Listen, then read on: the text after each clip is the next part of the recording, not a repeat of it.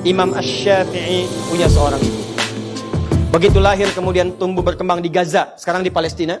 Wafat ayahnya. Itu sendirian bu, single parent. Berjuang bagaimana cara mendapatkan ketenangan dalam rumahnya, plus mendapatkan pahala akhiratnya. Maka diputuskan anak saya mesti menjadi ulama. Jadi ulama. Maka dididik oleh beliau. Nih, rumus cepatnya. Perhatikan baik-baik. Dicari orang-orang yang hebat di masanya. Siapa ulama yang bisa mendidik? Dititipkan di situ. Begitu kemudian mau belajar, gendong. Sampai mendengar puncak ilmunya ada di Mekah pada saat itu. Maka berangkat beliau membawa anaknya ke Mekah. Jalan sampai dengan ke Mekah. Dititipkan di kalangan para ulama. Setelah tumbuh remaja, Imam Syafi'i diutus. Syafi'i, saya mendengar imam paling bagus sekarang perkembangan ilmu ada di Irak. Mau berangkat ke Irak. Semua dilakukan untuk bisa menjadikan anaknya menjadi seorang alim. Apa yang terjadi? Ibunya berusaha, jadi ulama. Begitu kemudian tumbuh berkembang, jadi remaja, hafalannya kuat, siap menjadi seorang alim. Kata ibunya berangkat ke Irak, di sana sedang muncul perkembangan ilmu. Begitu berangkat ke Irak, teman-teman, apa yang terjadi? Setahun 2 tahun datang rombongan ulama Irak berhaji ke Mekah. Ulama-ulama Irak datang ke Mekah berhaji. Begitu berhaji, yang disebut semua Syafi'i.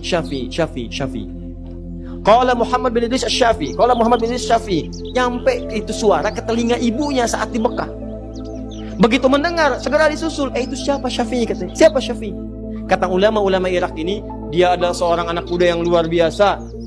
Dia asalnya dari Mekah sini. Bahkan ibunya ada di Mekah katanya. Ibunya ada di Mekah. Saya dari Mekah sini. Sekarang sedang di Irak. Dia menjadi panutan ulama nomor 1 di Irak. Asy-Syafi'i.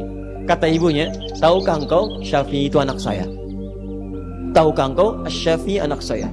Begitu tahu Syafi'i anaknya, Masya Allah anak ibu. Langsung ibunya dihormati. Langsung dimuliakan macam-macam. Perhatikan, Syafi'i yang berhasil, ibunya, tolong kalau kamu kembali ke Irak, sampaikan pada Asy-Syafi'i, dia telah saya izinkan kembali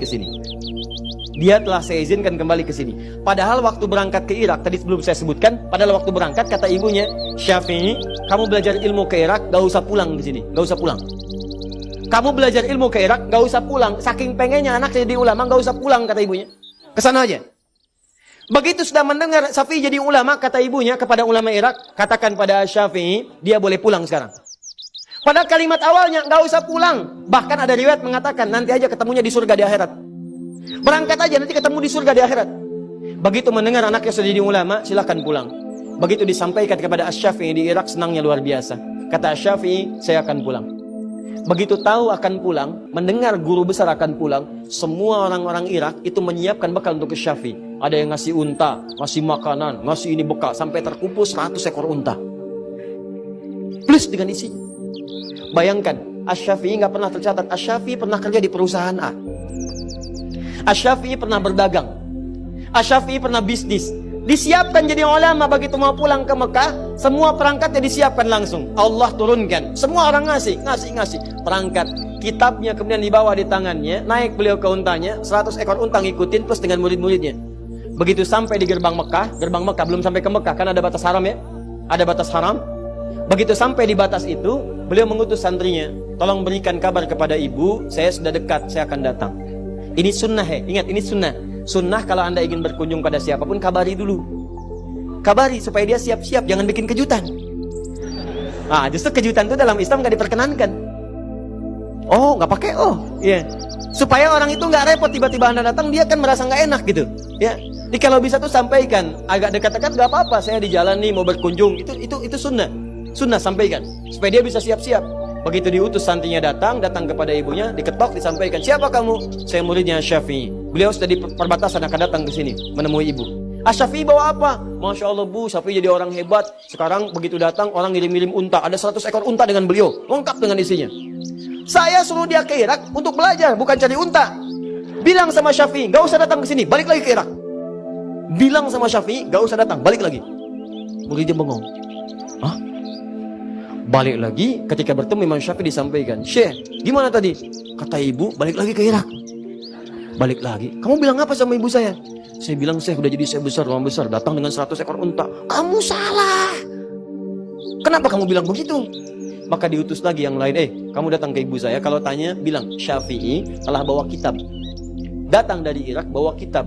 Dan saya katakan, berikan semua unta ini, semua sedekahkan untuk orang Mekah yang membutuhkan. Berikan semuanya. Maka Syafi'i perintahkan 100 ekor unta itu dengan semua isi dibagikan ke orang-orang Mekah, disedekahkan. Tinggal satu kitab dengan beliau di tangannya. Katakan pada ibu saya, Syafi'i datang pulang dengan membawa kitab di tangannya, nggak bawa unta lagi. Datang muridnya, begitu datang ke ibunya, "Bu, kamu siapa?" Santrinya Syafi'i. "Saya kan tadi katakan, pulang ke Irak, gak usah ke sini." "Bu, Syafi'i udah nggak bawa unta, cuma bawa kitab di tangannya." "Oh, kalau begitu silahkan pulang." Maka Syafi'i datang membawa kitab di tangannya, jadi ulama besar dan fatwanya ditunggu-tunggu. Maka sejak saat itu teman-teman sekalian, apa yang terjadi? Ibunya sejahtera, kehidupannya pun tenang, dunianya nggak difikirkan, semuanya dijamin. Allah langsung yang jamin, sangat dekatnya dengan Allah. Mau makan, makanan sudah ada, semua ragamnya ada. Mau minum, jenis minuman sudah ada yang halal-halal. Mau berangkat, kendaraan sudah ada. Nggak pesan, tiba-tiba kendaraan datang. Bayangkan, akhiratnya dapat, dunianya dapat, dan hidupnya pas butuh ada, pas datang.